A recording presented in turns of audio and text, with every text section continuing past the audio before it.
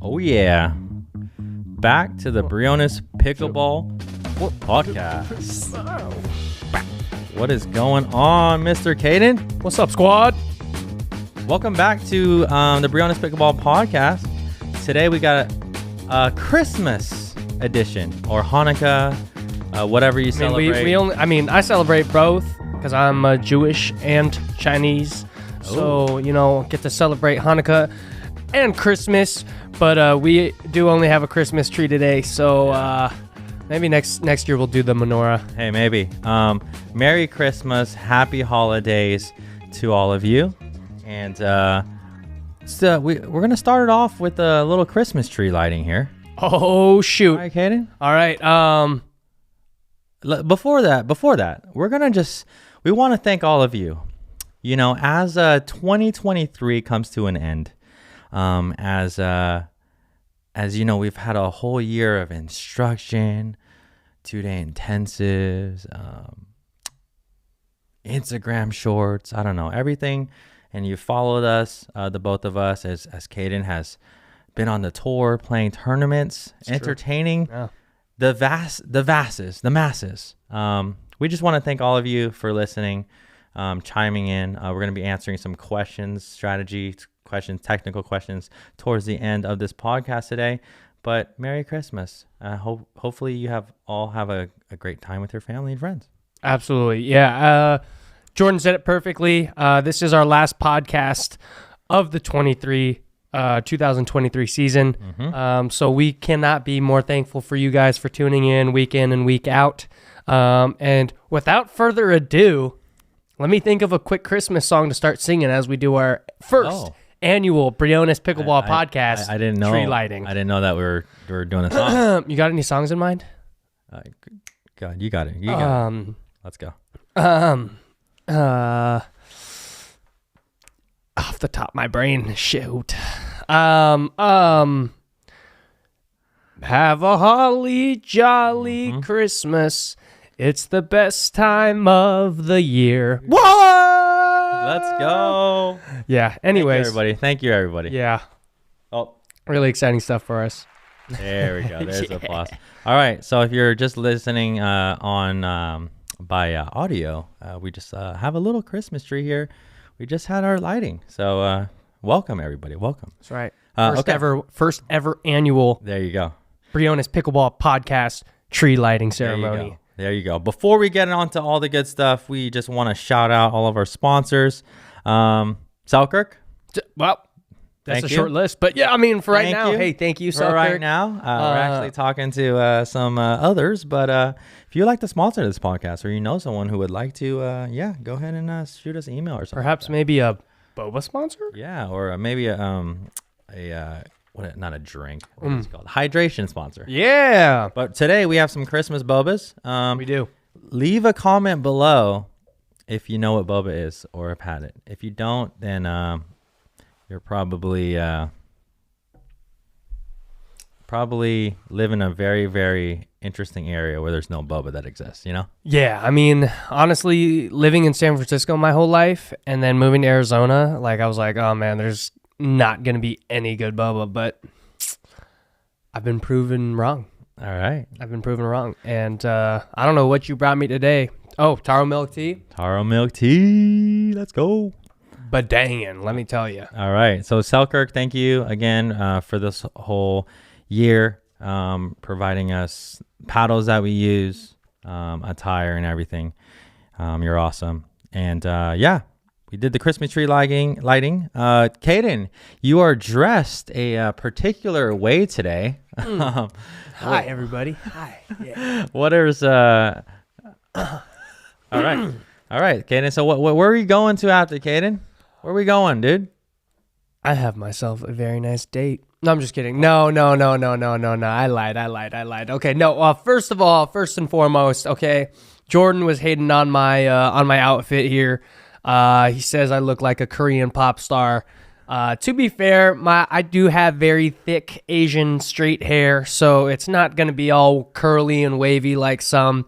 So, I actually did get a haircut yesterday, which I think is a main factor of why I look so Asian right now. But except, besides putting off your face. Well, I mean, I got like a little taper fade, like I feel like that's, a very just like basic hairstyle. And then, from there I kind of just did whatever my hair felt like doing this morning. Today is the Orchard Cup final. So Orchard Cup, Tuesday night pickleball final. Gotta look good, Yeah, let's go. Every Tuesday night pickleball that I haven't played, I've always got I always dress up fairly nice. Actually, let's talk about this, Kaden, because gotten a lot of compliments. Yeah, you played the semifinals of the Orchard Cup last week, and why don't we just give a little quick rundown on maybe how that went? Do we have to? Okay. Well, they didn't win. We didn't win. It was a little tough. I actually felt pretty good in my mixed quarter. We just kind of fell down early on. And unfortunately, I kind of had a game plan going into it, and I don't think all of us were kind of on the same game plan. So I had a game plan, and it just didn't go according to plan, I guess. Sure. So is that something that maybe you could have? Did you guys have a team meeting before? And by the way, for those of you listening, the Orchard Cup, they're doing a pro league here in Arizona. Caden and his team made it to the semis. He actually was teamed up with Pesa, Teoni, and in men's, and you played mixed too. Played mixed with Jess Wilcox. And who did Pesa that with? Pesa played with Krista. Okay, Krista. So they just fell short, but tonight is the final, or can I say the grand finale of the Orchard Cup. And we'll go over some predictions, and we're going to talk about a little bit. But yeah, I was going to ask you, Kaden, is there anything going into that kind of like, we can call it, right? A little bit kind of like MLP style, right? Yeah, in a way. The team, but what could you have done differently on execution, or even for those of who watch, what do you think that you how can you communicate with your team better? Yeah, I just think we weren't all entirely on the same page. Like I said, I kind of scripted a plan that I liked. And so I really felt comfortable in what we were doing. We just didn't really execute that well. And there were a couple of situations I wish we just could have done a little bit differently. So in my first mixed quarter, like I said, I was feeling pretty good, and we were going to make a substitution. And so I was warming up the woman, Krista, our other woman, Krista, and I was warming her up because I was getting ready to play with her, and I don't know who on the sidelines decided to make an executive decision and substitute both me and Jess out, and so I can't lie, I was pretty pissed off. I think just as a competitor, you don't ever want to be, taken out of the game. Yeah. But also, that being said, like I said, I had a game plan, and I really Krista's better side is the right side regardless. So I kind of just warmed her all up and was ready to play, and then kind of got subbed out. And, if I was playing crappy, I would have 100% been like, hey, not my day, take me out. Yeah. But I felt good out there. And so when whoever made that decision was just let's just throw this quarter, we're down 6. Let's put both people in after I had warmed up with Krista, and then Pesa was just standing there on the sidelines. Everyone was kind of just like, wait, what? And so I was pretty heated for a minute, and then I had to kind of just refocus my mind and everything like that. And it was just hard. I got to play maybe 10 points, and then I didn't play until the fourth quarter. You know what I mean? Yeah. So it was just kind of tricky. Yeah. So for that, on the Orchard format, there's 2 ladies, 2 guys, and there is the 2 mixed matches, and then a women's match, and then a men's match, and then there's a dream, or what do they call it? They call it a match breaker. Match breaker. It's kind of like a dream breaker in MLP, where they play singles out for the match win. So Yeah, but we'll be seeing Caden back next year in the Arizona Pickleball League. Starting back up in March. There you go. And we're going to let's just quickly go over the finalists here. Yeah. And I know for those of you who don't watch the Tuesday night pickleball, some of these guys are actually playing in the pro PPA and APP. So we're all of them actually. Oh, all of them. Okay. Most of them, right? Like 98% of them. Okay. So the two teams that actually made it is Peoria Pythons and the Gilbert Gladiators, and it is tonight. So Caden, that's why he's dressed up like this. Huh? There you go. But he's headed directly to the final. So if you're listening to this today and you don't want to get spoiled, actually, if you're listening to this today, it already came out. So yeah, I will let you know now, guys. I am not broadcasting tonight, so yeah. Caden usually broadcasts, but I'm just a visitor. Just a visitor today. All right, so game one is gonna be this is game two. Game two. Oh well, it's just there we are. Okay, so game one we got Patrick. How do you say his name? Last name? Kauka. And what is Mercado's first name? Lauren. I knew that. Mm-hmm. I know that. Sorry about that, Lauren. Yeah. So Lauren and Patrick versus. Now you're gonna have to help me with that name right there. Candelaria.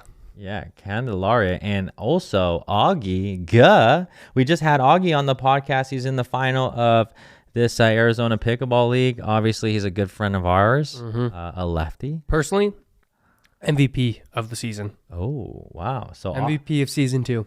So if you haven't seen that podcast with Augie, then go ahead and watch it. But he may be in some of our future videos too. He was in a couple in the past, and he's definitely made huge waves here this year. For sure, hell of a guy, hell of a player, that's for sure. There you go. Okay, game 2. Oh, so really quick, win probability. This is based off of Duper. This is really interesting. Yeah. So I actually would go. So 75% 0.2 for the Pythons. Caden, I'll take Augie in this one. So let's do a little let's see who this is like one of those things where looks can be deceiving. And I think Ashley's duper is fairly low just because she didn't really play that many tournaments this year. They also did kind of do her kind of dirty in that photo. I'm not going to lie. Love you, Ashley. You're my favorite Australian person ever because you're the only person from Australia that I know. I didn't just say that. Anyways, I am actually going to put my money on Ashley and Augie as well. I think the biggest thing is the women here, depending on how Lauren plays and how Ashley plays, is going to be the difference maker. I think Augie, I would take Augie over Patrick just off of my brain now. So that's interesting. You say that, but I actually say how the guys play is because if Patrick is hot, dude, it's gonna be tougher for sure. I agree. But Lauren has had her ups and downs, and Ashley has played fairly solid this year. So I think if Lauren plays well and Patrick, like you said, is on fire, it could be. Yeah, it could be huge. I think it could be a landslide. If Ashley plays as solid as she's been playing, and same with Augie, I think Ashley and Augie take us. All right. Well, team rating of 11.92 and 11.37. All right. Game number 2, we got Rachel. Is it Retger? It is Retger and Michael Lloyd, and actually Michael Lloyd, another buddy of yours, huh? Oh yeah. Yeah. All 4 of these guys that are on these teams are good buddies of mine. And then what's her first name, Butler? Ariel. Okay, Ariel. I haven't seen her play too much, so she has a very interesting looking game, but she's great. She's good. All right. Well, and Craig Johnson, shout out to Craig. So Caden, you've actually played tournaments with both of these guys. Yeah. So in the PPA, had some success there, so both of their games very, very well. Man, who are you taking here, Caden? It's hard to bet against my guy Craig Johnson. I'm gonna go Michael and Rhett. Are you? I'm going Michael and Rhett. You know what? I'm gonna mix things up. I'll go Craig and Ariel. Just for shoots and gigs. Okay. All right. So there we go. That is game number 2. Game number 3 is going to be the women. Yes. So we got Mercado, Retger, Butler, and Candelaria. Is that right? That's pretty good. Okay. That was pretty good. So on this one, oh man, I'll take the crowd. I'll take Mercado and Retger. Yeah. Yeah. I'll take Butler and Candelaria again. There we go. Last game, and this is gonna be the one they save the guys for last. And let's see here. Last but not least, this is gonna be interesting game here. Mm-hmm. It's Lloyd and Kauka, and Johnson and Guh. I don't know, man. This is gonna be tough, but I can't bet it. Do you know what happened the last time these guys played? Oh, who won it? Well, there was a sub. No. Oh. No. Gilbert went undefeated, and they actually beat Peoria in straights, which means they won both mixed and they won both women's and men's. So I think it'll be a better match than it was the first time. Yeah, but I think my money is on Craig and Augie. They love playing together. They're starting the year together next year. They're playing January and February together. You know what's interesting? This is a battle of the firepower versus battle of just like grinding pickleball. Yeah. I mean that. So we're gonna see. Guys. Depends on how hot Michael and Patrick will be. Yeah. I mean, if they come out hot, like that's a dangerous team, But and guys and ladies, stay tuned. Okay. Actually, Michael Lloyd, Patrick Gauka, we actually have some future material coming out with those guys. I don't know if you remember. Oh yes, yes we do. Yeah. So stay tuned. We got some cool, exciting stuff. Cool, exciting stuff. And for the new year as well, as we go into 2024, we have a lot of exciting content plans, a lot of cool stuff for everybody. So make sure you subscribe to this channel. Right. Make sure subscribe, you follow, keep sharing our stuff. And by the way, on Spotify, on whatever app you are, if you could just give us that nice 5-star rating. Because why not? If you want to be a 5.0, give us 5 stars. Okay, that's how it works around here. Mm-hmm. All right. Okay. So here we go. Now that's it. So I'm going Augie and Craig there as well. And I don't know, Caden, what are you doing this year for Christmas, man? What are your plans here? I'm actually going home tomorrow, which is Wednesday, the 20th, for my dad's birthday. All right. So I'm going to hang out with the old man, make him feel like he's the most special person on the planet. And then I'm going to hang out with him from the 20th to the 24th. I'll celebrate kind of Christmas and Hanukkah with him. You guys really celebrate Hanukkah? Like, really? Kind of. Oh, okay. I used to when I was younger, but that was when my aunt was still alive. So, used to do that every year on Christmas Eve. But ever since she passed, we kind of haven't really followed tradition, so sorry, Auntie Sharon. That's on us. But Christmas and kind of Hanukkah with my dad on the 24th, and then I do Christmas with my mom on the 25th with all of my cousins, and and all that shenanigans. But it's actually kind of funny that I brought this up because I've been getting this question a lot, and this is the first time that I did this year. But on my Scorchers jersey, I actually put Lee Nemeth on my jersey. Yeah. And that honestly was confusing a ton of people.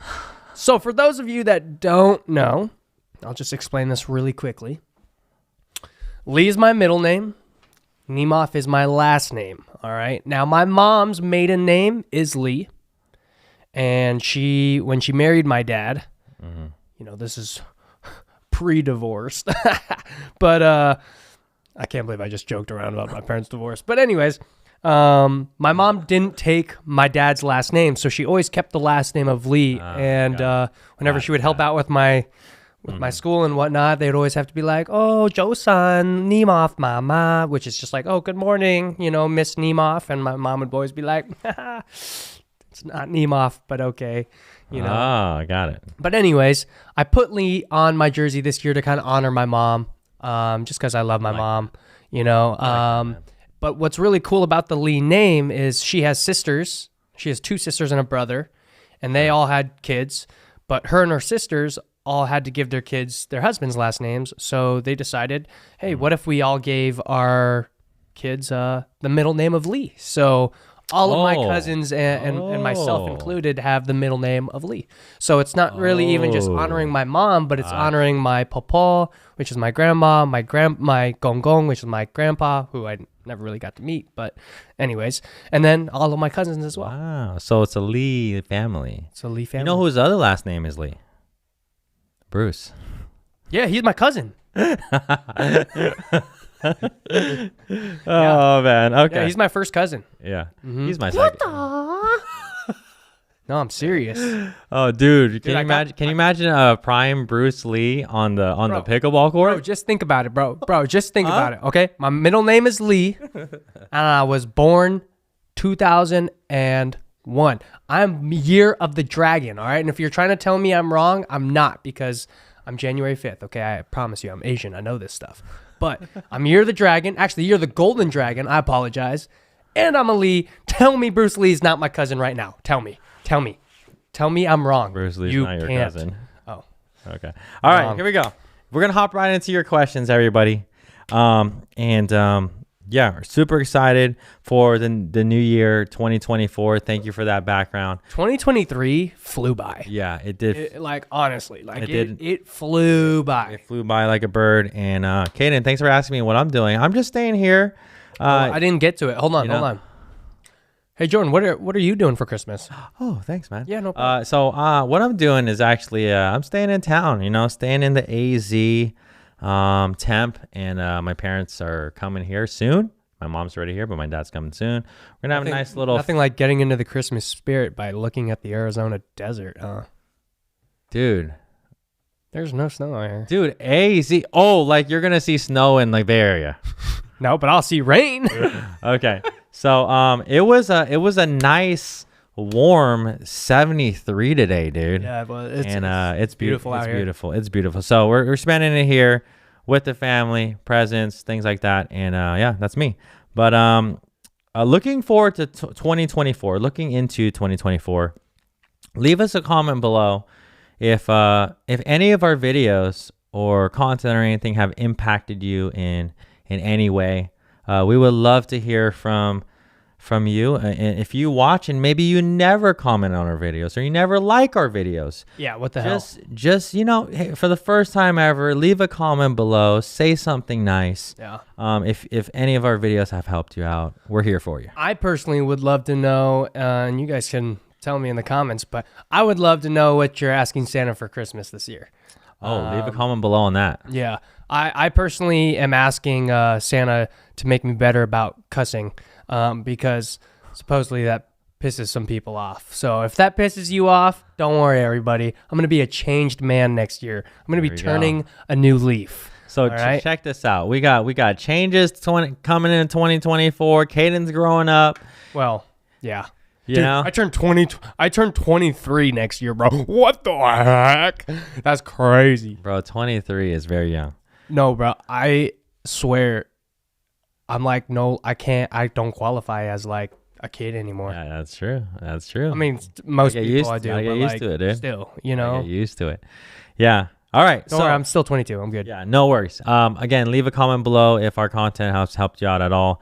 We really appreciate each and every one of you. If you have any content ideas, if you are just an idea or content creator junkie and you wanna and you just have some ideas for our content, where we can go besides instructional, which we're gonna keep bringing to you to help better you in your game, go ahead and leave us a comment. Bang. Last thing below, if we have developed a team of coaches here at Briones Pickleball. So if you want to get coached from your phone, where you get to record footage and then send that in, and then our team could analyze it and give you feedback for your game. Go ahead and check the link below, My Pickleball Coach. And lastly, Caden, you and I are going to be doing more intensives next year. Bang! Yeah, we are. Yeah, so 2-day intensives. Obviously, I understand it. You've probably heard of it if you've been listening to our podcast. But seriously, if you would like to really level up your game in 2024, it's investment for you and for your game.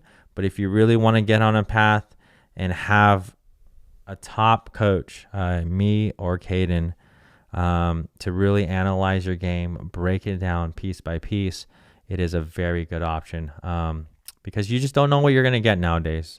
You know, Caden, there's thousands of coaches now, and actually, I think I could say that there's a lot, right? Too many. So there are a select few really good coaches out there, but sometimes it's hard to navigate that. If you're really serious about your game, go check out the link below. We're gonna hop into your questions, everybody. Let's go. Folks. Also, for our next Q&A, we're also going to for our next Q&A, leave or click the link below if you want to drop in some comments. But here we go, Caden. Let's do it. Here we go. We got our first question here. I don't want to put this music back on. Yeah. I gotta put on these headphones. Some musica. Yeah.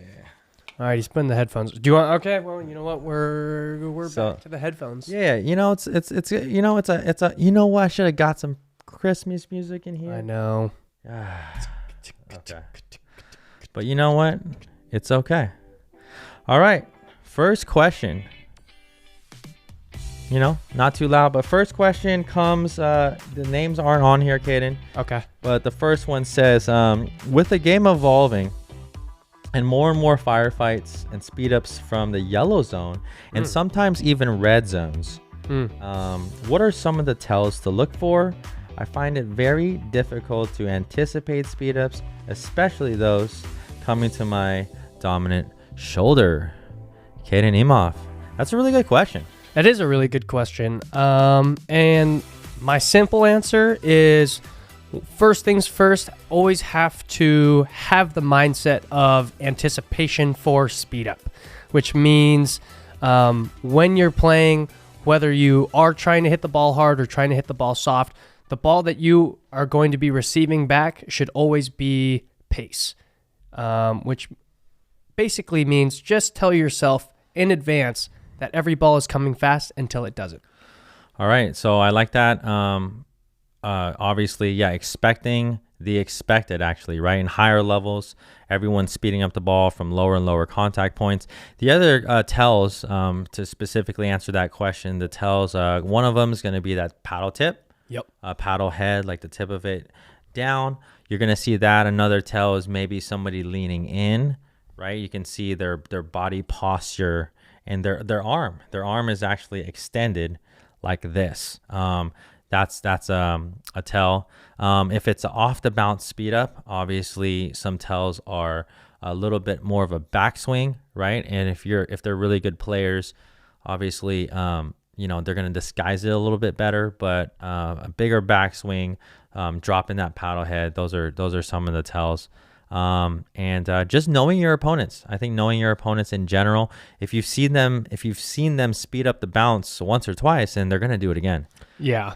So you can usually tell by body language too. I mean, the body starts to kind of move a little bit faster when you're starting to swing a little bit faster. So, I think that's kind of clear in terms of, watching the paddle go back, watching the paddle head drop down. The body language is a little bit quicker. And then, of course, expect the expected. All right. Okay. So next question we got. Here we go. Another viewer's got another one here. Rudolph, really good one. Reindeer. Oh, wrong song. All right, here we go. Let's see here. All right. What's your approach to playing with a lefty regarding avoiding confusion as to who takes down the middle shots? I find it usually results in 1 or 2 errors per game. So interesting enough, we had Augie here a couple weeks ago, Caden. Him as a lefty, you as a righty, and whoever you're playing with, Pesa. When you're playing with lefties, how do you avoid that middle confusion? Oh, X. What? So if you guys have been watching our videos for a little bit, we do talk a lot about kind of angle and whose ball is whose. My biggest thing, and the thing that I just put up with my arms, is that X formation. So kind of knowing whose ball is whose based off of the angle. So let's say I'm playing the left side and my lefty is playing the right side, as a lefty and righty team would be doing. Let's just say here we got the camera here, okay? Yeah. So you're playing the right side. No, I'm playing the left side. Okay. My lefty's playing the right side. I got it, but let's just say you're a lefty, because for the camera. Oh, here, okay. Yeah, you're a lefty. I'm a righty. You're the righty, and we're right here. The net's right there. So go ahead and. Well, so based off of this position, if a ball got pushed over to Jordan's left over here, I would have to kind of close middle and shade a little bit towards that middle to cover with my forehand here. And then I'm gonna obviously shade and get closer to this sideline here. Bingo. And then if a ball goes to my right over here, I'm going to do the same thing that Jordan just did. I'm going to shade to the right now and close my sideline. And Jordan's going to jump into the middle with his forehand and say, I don't think so. Sure. And so when we talk about balls coming through the middle, one thing that you all could think about is it really doesn't matter if it's forehand or backhand. The thing that good players do. Now, at lower levels, I understand we hear a lot of just forehand takes the middle, right? But again, that can work in certain situations, right? When we're shading, when we're shifting, following the ball correctly, the middle or who covers the middle changes. I think that's something to be said, right? Absolutely. Whoever takes the middle changes all the time. It changes dink per dink. Yep. So I think what's really important is to really think about where you are in your stance, in your positioning, and where the ball is. And if the ball is more headed towards you, let's say, so Caden and I here, let's say, the ball's out here to my left, it's coming across court. Now I could possibly get in front of him and take that ball. But if I let it bounce, or if it's coming and I got to guard my line, then Caden's going to be right there. Yeah. So it's really situational. We're going to do more videos in this in 2024. But really just, I think it really starts with being in the right position. Yeah. Well, and this is kind of a tall tale for people who do know what shading is, but maybe haven't heard it correctly, and I've corrected a few people on this too, is like when you're shading, you're not shading with your partner. It's not about, moving when your partner moves. It's just a matter of following the ball, right? And if you're following the ball and your partner's following the ball, that's when you guys are moving together. It's not like, oh, hey, Jordan's moving to the left, I'm going to move to the left. If that ball's moving to the left, we both should be moving to the left. Yeah, so quick tip for those of you, just follow the ball. Follow the ball. Next question here. Let's go, Caden. Third question up for grabs here. We got, here we go. Let's go to the... Oh, again, the wrong song. When is the best time to lob? Location to hit a lob. Lobbing the shorter person. So just in general, this person's question is, when is a good time to lob? Is there a necessity, or is maybe a lob shot something that people should be practicing? Hayden, thoughts, or you want me to take this one, buddy? I can start it off. Right, personally, the only time I really lob is if all 4 players are at the kitchen line. That's kind of the safest option. It's an offensive lob instead of a defensive lob. I would say over the last couple of years, you have seen maybe a few people just kind of throw up a few third shot lobs. And although, it works well for maybe some of the pros, at the lower level, it doesn't really allow you to progress up to the kitchen line. It's just kind of hoping that they miss the overhead or do something dumb with it. So personally, I would always say if all 4 players are at the kitchen line, it is acceptable for you to lob. And typically where I'm aiming my lob is the person either in front of me, kind of in the middle of their court. I never really want to put it on the sideline. If it's somewhere in the middle of my court, I'll put it back in the middle of their court to kind of have them be a little bit more confused. Okay. All right. Yeah. So when it comes to lobs for me, it is you're right. I classify it into, I guess, there's really two, the offensive and more of a defensive lob. But the first one, just like Caden mentioned, it is going to be offensive lob from the non-volley zone when 4 players are usually up, leaning in, and we're seeing. And actually, coming into 2024, my prediction is that's one of the shots that's I think going to be utilized a little bit more. Now, I don't say a ton more, even at the pro level. But I think it is going to be utilized a little bit more. We've seen very huge success, obviously, with Callan Dawson, and there's even other people. I mean, I'm seeing even Annalie Waters. There's people that are and players that are lobbing more. 100%. Then there is a third shot lob, what Caden talked about. I think it's something I'm going to be experimenting with a little bit. I think it's not bad to throw in now and then. It can be really tricky, and you'll get some foot faults off the line with just because everyone thinks that you're going to drive or drop. The last lob that I'm going to bring up is the defensive lob. There are many times that you may get pulled way off the court, especially if you don't have the mobility, or maybe you think your partner can't get to the ball and cover you.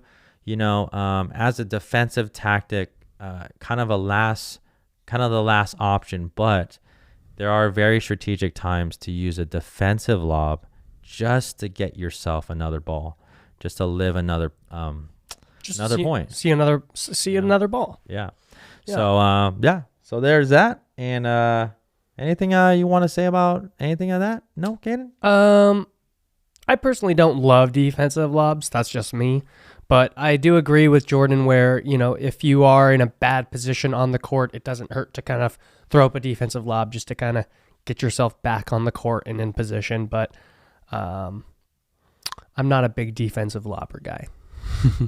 Well, and when you get your feet, and here's the thing, when you can, so Caden, you have good touch, you have good feel, and when you're defending, you're quick enough to maybe possibly, and you have the skills to drop that ball back in the non-volley zone to get you back. Now, one of the things that I would say is there are times where you may be pulled way off the court, or let's say you don't have the skills to precisely drop the ball back or something like that.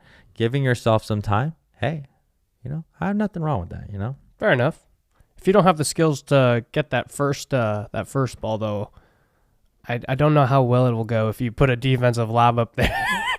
Yeah. to get yourself back in the point. But well, if it's deep enough, it might be all right. You never know. You'll be all right. Anything can happen. You'll be all right. All right, here we go. Next question here. Question number 4 from the viewers here. We got this specific question. Dude, I love this song. Let's see here. Dear Jordan, I am drilling with a wonderful group of like-minded people, but sometimes I wonder if I am not pressured by their level while drilling. How can I keep improving? So it sounds kind of like to me somebody has a drill group, but maybe the players that they're playing all the time are not at their level. Yeah, it kind of just sounds like, the people that she's drilling with that are kind of just a little bit behind her in skill level. Sure. Or him or whoever it is. Sure, Caden. So I'm going to, I have some thoughts on this, but... No, you go first. I mean, she addressed you. I feel a little unincluded here. All right. So, right. Whoever asked this question. All right. Yeah. All right. Well, Caden, I'll get you a question. So maybe. Hold on. I'm going to sit back and just relax a little bit while you answer this. All right. So maybe Caden will get a question in a bit, but either way, I drill with, obviously I have the luxury of drilling with some pros around, Caden's around, Augie, I got Pesa, I got some people around here, but I do drill at times. Sometimes I just want to get out there and keep refining my skills. I do drill with lower level players, a little bit under me, and that's definitely okay. They can obviously offer me a lot of reps, and I can also help them out at the same time. So, So what I would recommend is doing the drills that you know and you're comfortable with. And a lot of times lower level players really appreciate that. They appreciate you kind of drilling with them. They want to get the reps in too. But I would also say, depending on the skill of yourself, you can actually make drills more challenging. And make it more challenging, make it more difficult. So a lot of drills that we do, Caden, are, a good amount of drills in transition. So we do a lot of drills where we set the ball a little higher and we're more on the defense. And no matter who you play against, I mean, a transition drill will always benefit you in a lot of different ways. And I think you kind of said it perfectly, is like, whether you're playing against someone better than you or worse than you, you can always take that time to work on a few shots that maybe you want to perfect and just say, okay, well, hey, like, I know this person's not going to scare me off the court, so I'm going to really work on just like taking pace off the ball and slowing things down and playing the soft game. So you are just saying, okay, well, hey, I know I can beat this guy regularly. I'm going to try and beat this guy only by playing one dimension of the game. And then you can play at a different dimension of the game, and et cetera, et cetera. Now, I'm not going to answer anymore because this wasn't my question. So, all right. Next question. I'm not petty about it. All right. Next question. We're hopping in. This one says, I swear to God, if it starts with Jordan again. Hey, for the viewers out there. This one says, Caden. Oh, yeah, sure. Caden. Yes. What skills are most important to reach 4-5 plus? Strength, consistency, attacks, poaching, misdirection, or other things? This is a really good question. I know we do a lot of, intermediate level stuff. We're going to be doing a lot more higher level stuff as well next year. With our content, Caden. But obviously we got to hit the masses. We're hitting everybody. Why don't we let's just go back and forth. You say one, I say one. Well, okay. So we're going to go 2 and 2. Yeah. All right. Perfect. So there's 2 things. Now, if you say something, I might have to change mine. But there's a few things that I think that are super, super necessary. We're talking about how do we get to the 4-5 plus level.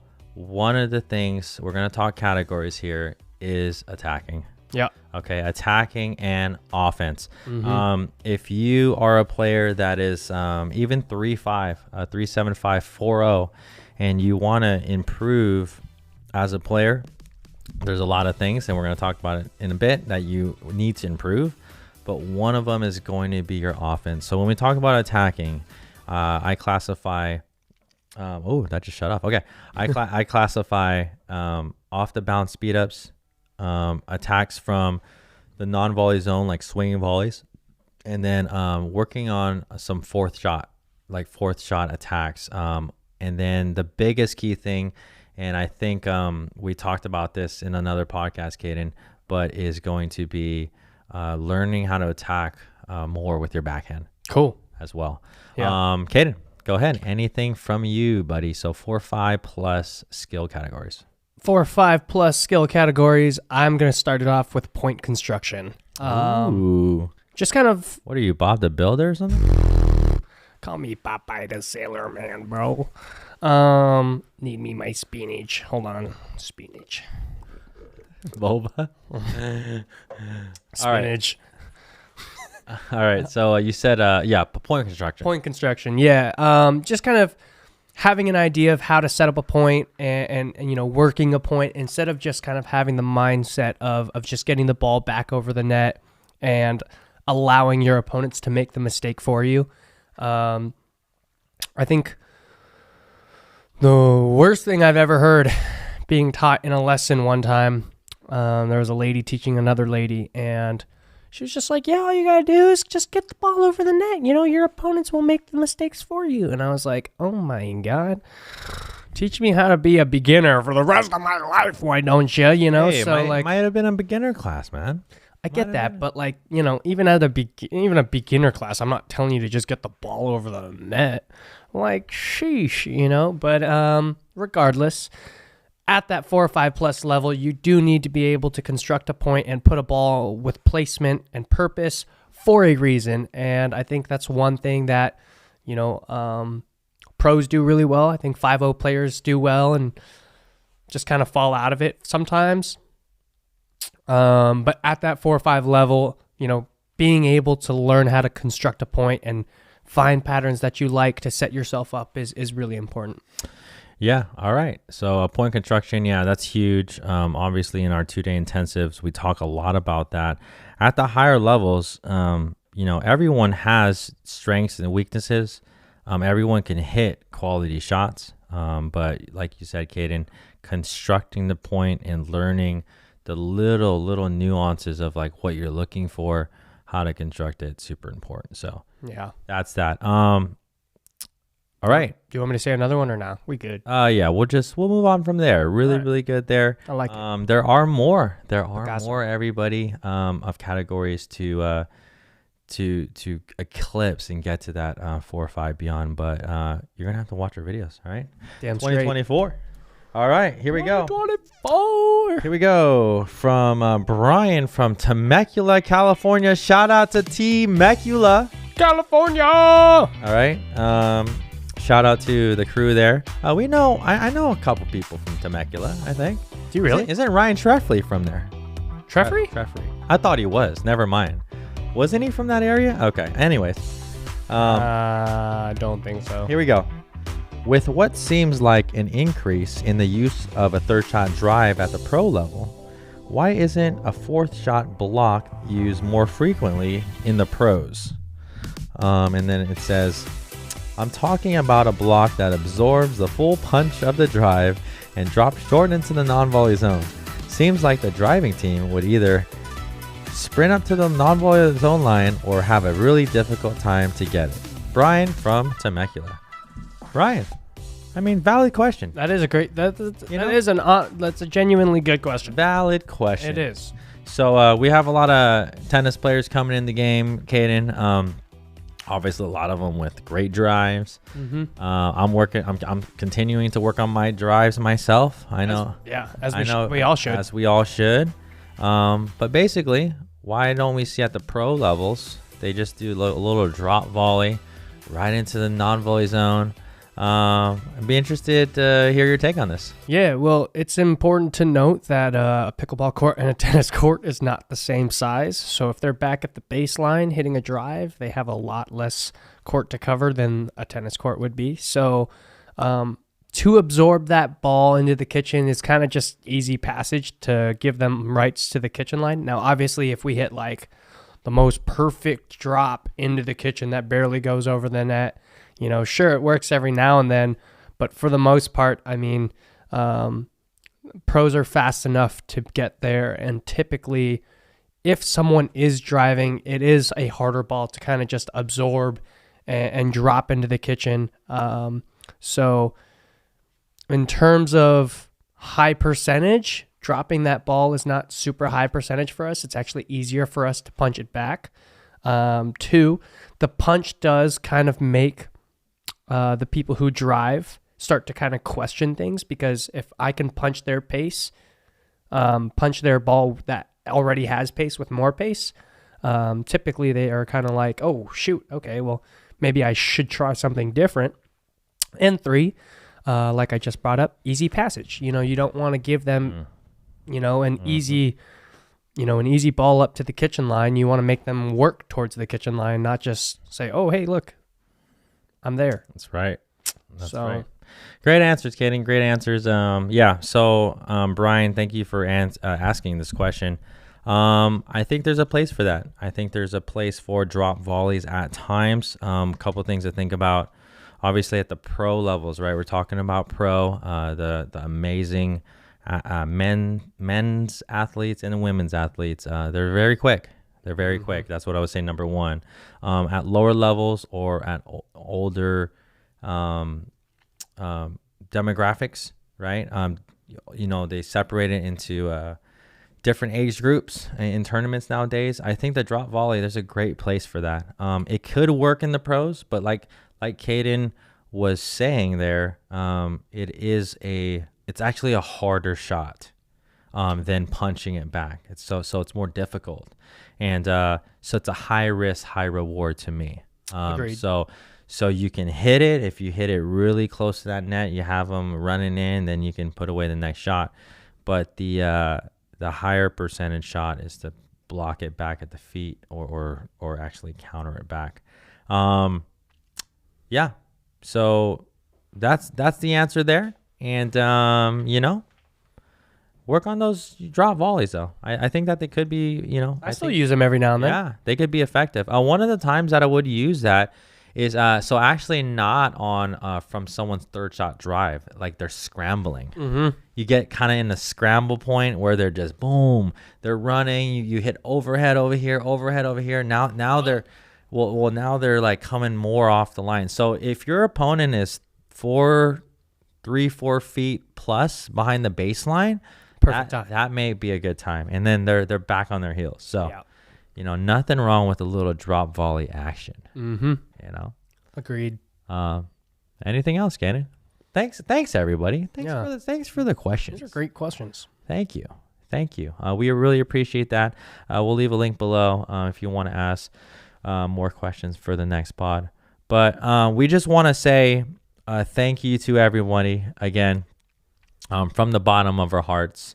Merry Christmas. Happy New Year. Happy Hanukkah. Happy Hanukkah. Happy holidays. Kwanzaa. Happy holidays. Yeah, so many of them. We're super grateful for every one of you who watch this channel. We couldn't really do this without you. I mean, how cool is it that we get to just talk about pickleball, teach pickleball, play pickleball, man? I mean, Pretty lucky. We're living the dream, for crying out loud. Eat, sleep, dream, talk,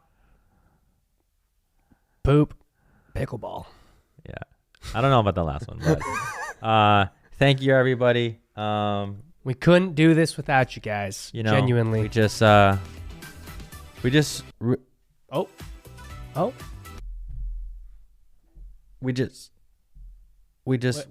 waiting for the music, everybody. Okay. There it is. All right. Thank you, everybody, again. Caden, any last words to the viewers? Because we're not going to see them till next year, man. I'm not going to see you guys till next year. It's going to be kind of long, but you know what? It's going to be worth it. I appreciate all you guys. I know this guy appreciates all of you guys. And we will see all of you guys in 2024. 2024. Let's go.